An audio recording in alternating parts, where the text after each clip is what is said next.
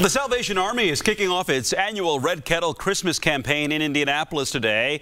And what better way than perhaps with the most famous Christmas carol about bells.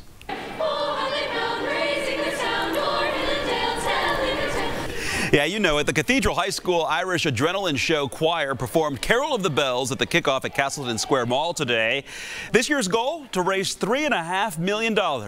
We're told that money will help with efforts to combat alcohol and drug addiction. When you're dealing with one of the most amazing opioid crises in our history, the Salvation Army is able to go and provide recovery efforts for people who are dealing with addiction problems. Well, there will be more than 160 Red Kettles throughout central Indiana starting tomorrow and through December 24th. A credit card option will be available at select Kroger locations. There you go.